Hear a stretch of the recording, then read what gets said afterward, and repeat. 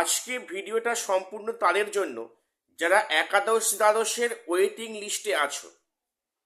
তোমরা বারে বারে প্রশ্ন করছো অনেকে অনেক বিষয়ে। আমি সবগুলো উত্তর সবসময় দেওয়ার অবস্থা থাকি না। তো আমি আজকে ভিডিওটা করছি মেনলি তোমাদের জন্য। ভিডিওটা স্কিপ না করে সবটা দেখো।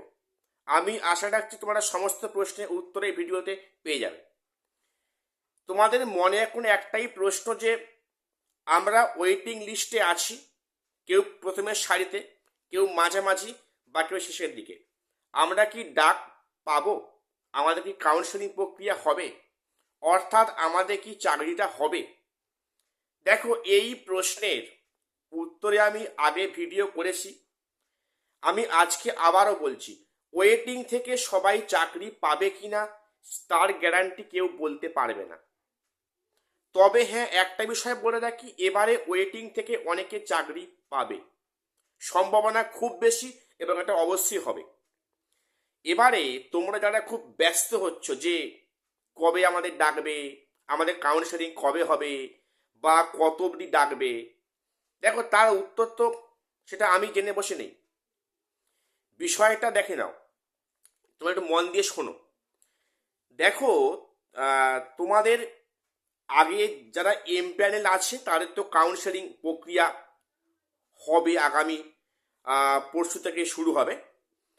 তো তাদের এমপ্যানেল যারা আছো তাদের কাউন্সেলিং প্রক্রিয়া হয়ে যাবে এবং তারা স্কুলে জয়েন করবে। এবং তার মধ্যে যারা স্কুলে জয়েন করবে না বা যারা কাউন্সেলিংয়ে থাকবে না, তাকে বেশ করে কিন্তু সেকেন্ড লিস্ট, অর্থাৎ সেখানে ওয়েটিং থেকে ডাকা হবে। এটা পরিষ্কার হিসাব। যারা মনে করছো যে ওয়েটিং থেকে বোধহয় এই এমপ্যানেলদের কাউন্সেলিংয়ে পরেই ডাকবে, এটা কিন্তু ভুল ধারণা। যেটা আমার মনে হচ্ছে, দেখো, একাদশ দ্বাদশে যারা এমপ্যানেল রয়েছে তাদের অবশ্যই কাউন্সেলিং হবে, স্কুলে জয়েন করবে। তার পরে পরে 9-10-এর ভেরিফাই প্রক্রিয়া শুরু হবে। ভেরিফাই প্রক্রিয়া, তারপর ইন্টারভিউ, এগুলো যখন কন্টিনিউ হবে, তার কিন্তু ফাঁকে ফাঁকে সেখানে একাদশ দ্বাদশে ওয়েটিং থেকে কাউন্সেলিং হওয়ার সম্ভাবনা খুব বেশি। কাজেই তোমরা যারা আশা ভরসা করছো যে এমপ্যানেলদের হয়ে যাওয়া পরেই হয়তো ওয়েটিং থেকে ডাকবে, এই ধারণাটা কিন্তু ভুল। এখনই এত অধৈর্য হওয়ার কোনো দরকার নেই। বিষয়টা একটু লেন্দি হবে। কাজেই তোমরা আশা রাখো, তোমরা মোটামুটি যারা প্রথম দিকে আছো ওয়েটিংয়ে, বা মাঝে মাঝে মানে মাঝখানের দিকে আছো, তোমাদের কিন্তু হওয়ার চান্স খুব বেশি। কারণ এইবারে কাউন্সেলিং থেকে অনেক সংখ্যক চাকরি পাবে। ঠিক আছে, তোমরা কথাটা মিলিয়ে নিও। এবং যারা একদম শেষের দিকে আছো, তারা এক্ষুনি ভেঙে পড়ো না, হতাশ হয় না। কারণ এর মধ্যে 2016 ইন সার্ভিসেরা অনেকে আছেন, অসংখ্য আছেন, যারা ওয়েটিংয়ে আছেন। তোমরা সেটা শেষ অবধি কী হয় সেটা দেখো। এক্ষুনি আশা হারানোর কোনো দরকার আমি দেখছি না। আর একটা বিষয় বলি, এই ওয়েটিংদের যে যে প্যানেলটা, এই যে প্যানেলটা, এর ভ্যালিডিটি কত?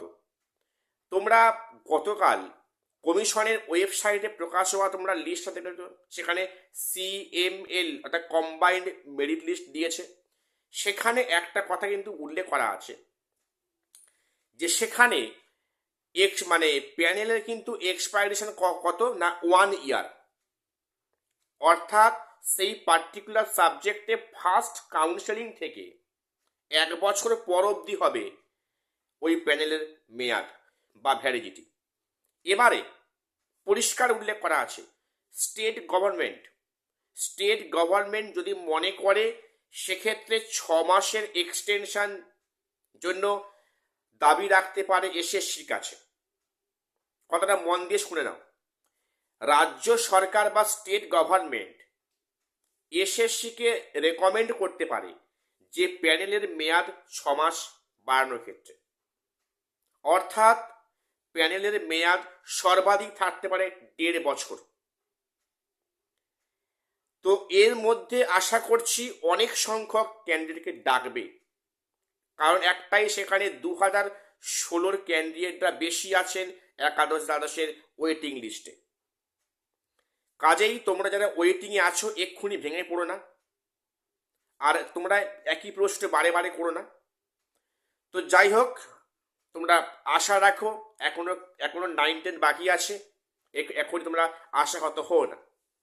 আজকে এটুকুই আমরা আপডেট দেওয়ার ছিল। তো প্রত্যেকে চ্যানেলটা সাবস্ক্রাইব করে দেবে এমন গুরুত্বপূর্ণ এসএসসি এবং পিএসসি গুরুত্বপূর্ণ আপডেট পাওয়ার জন্য। আর শেষ করছি, দেখা হচ্ছে পরে কোনো ভিডিওতে।